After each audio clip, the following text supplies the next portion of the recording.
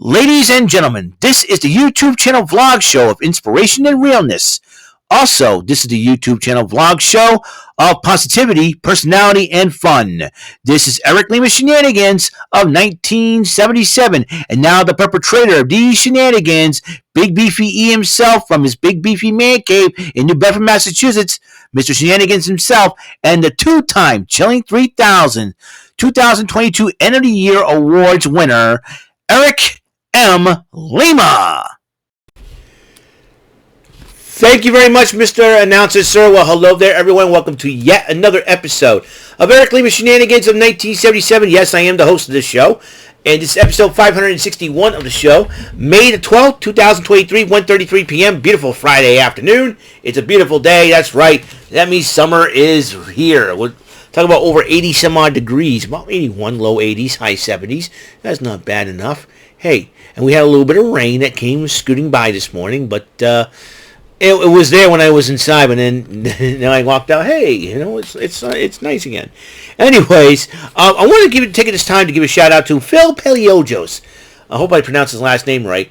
The man has been a morning radio legend in New Bedford, WBSM for over 50 years. He used to run the Shamet Diner here in New Bedford at one point. But now he's officially retired from the radio business. I want to congratulate him and wish him the best of luck in his retirement with his lovely bride, Celeste, and an honor. And it was an honor to hear him over the radio and have him part of our New Bedford community for 50 years. So, and I know my pastor knows him, Pastor Dave Lima. Reverend David Lima knows him very well.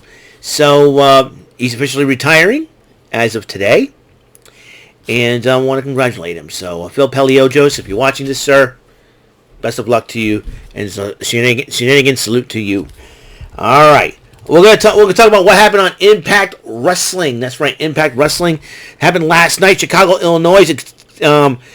Kicked off with the knockouts action. Killer Kelly went one-on-one with Masha Slamovich.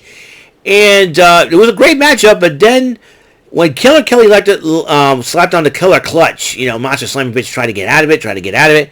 And then she finally got out of it by using the turnbuckles to make a pin.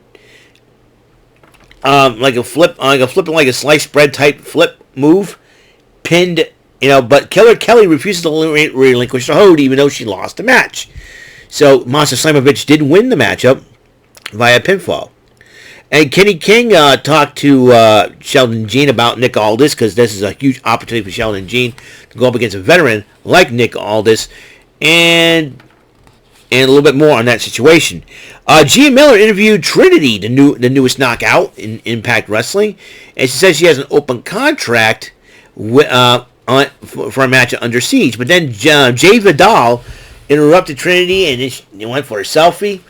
I got a hunch. I think Jay Vidal represents Giselle Shaw, so maybe the quintessential diva could be the one to challenge Trinity one-on-one and Under Siege. We'll get that's my guess, but we'll look more into that next week.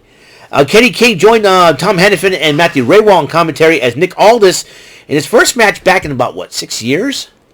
In Impact Wrestling against Sheldon Jean, and with Nick Aldis defeating Sheldon Jean. And then Dirty Dango, this guy's so funny though, he's weird. And Joe Hendry, we're talking about Johnny Swinger and Zicky Dice, making them suspects in the attack on Santino when Santino saw through the ruse of Swinger and Dice last week. And then all of a sudden, Dirty Dango goes, I'm going to make a match. He says, stop bothering me.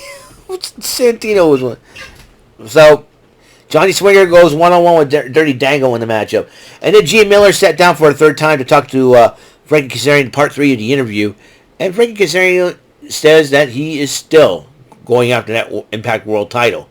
Well, Macklin has that title. Let's hope that's the case.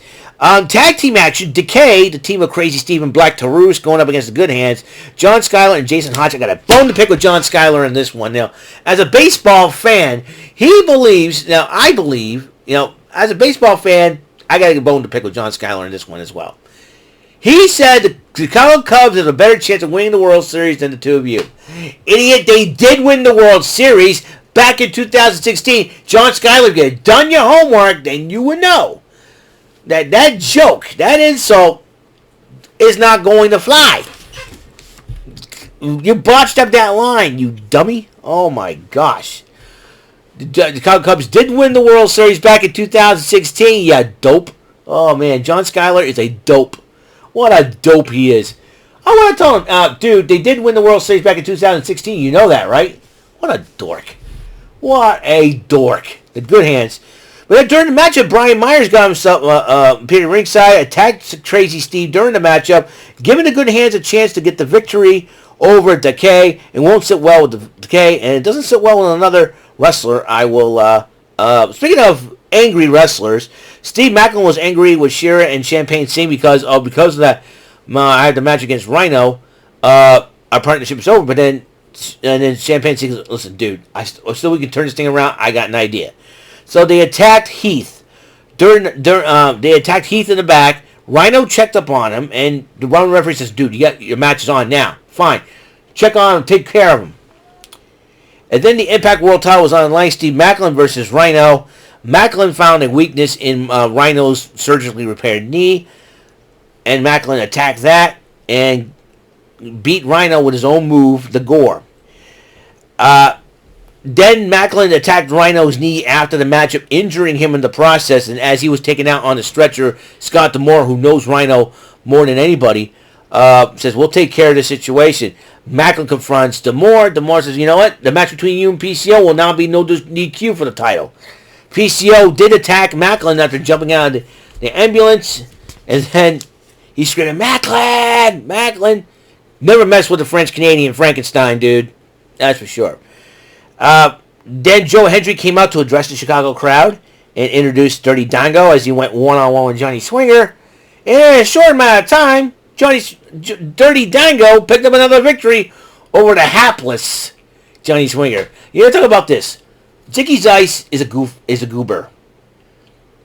Is a total goofball. and Johnny Swinger is a dork. Simple as that. Johnny Swinger. Hey, wait, daddy. I think I'll kick him in the daddies. Jeepers. Man, oh man. I'm glad Dirty Dango beat him. Right. The design addresses Sami Callihan, and then he goes, you're by yourself, you're trying to ask for help? Well, I got an army, and all the yellow-hooded... And as the yellow-hooded fighters, yellow-hooded guys surrounded them, two of them went off and attacked all the others. Come to find out, Rich Swann and Sami Callihan ambushed the design. Smart of Sami Callihan. Yeah, my guy may be a psychotic maniac, but he knows how to be smart. I think Gorilla Monsoon said that the most psychotic of individuals can be the most smartest when it comes to wrestling. And that is a very dangerous thing, man. So Moose confronts Myers and says, what are you going to do? You working with the good hands now? Well, listen, I'm going to mentor these guys. And then Moose tells you need to get your priorities straight. So it seems like the learning tree is back, so to speak. and Brian Myers, why don't you talk to John Schuyler about sports, man, sports history. What a dog. The Chicago Cubs got a better chance of winning the World Series. They did win the World Series in 2016, you dope. That joke just fell through, man. That joke did not work. That joke sucked. Oh, my goodness. And Chicago Cubs, good on you on that one. Oh, boy. So, the main event, the Knockouts Tag Team titles on the line, the Coven, that's KiLynn King and Taylor Wilde, against Deonna Purrazzo, the Knockouts champ, and Jordynne Grace. And the match was doing well. Now, Grace and Purrazzo were working pretty well as a team until the kerfuffle in the end there, the brouhaha during that time, miscommunication by Grace and Purrazzo, and the Coven did end up retaining the tag team titles, the Knockouts Tag Team titles, and then when they continued to attack Jordynne Grace, Trinity got involved to come to Grace's aid. The two shook hands in the ring. Maybe Jordynne Grace and Trinity. If Jordynne Grace does not win the Knockouts title, hey, let's go after those tag team titles. Grace and Trinity. Grace and Trinity, why not? Jordynne Grace tweeted, hit me with a review. Oh, ma'am.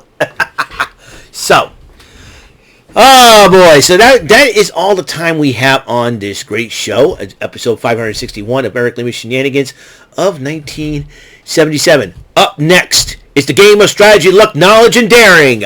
Bullseye on the next episode of Eric Lima's Shenanigans 1977. Fearless Friday or Friday, you're getting paid.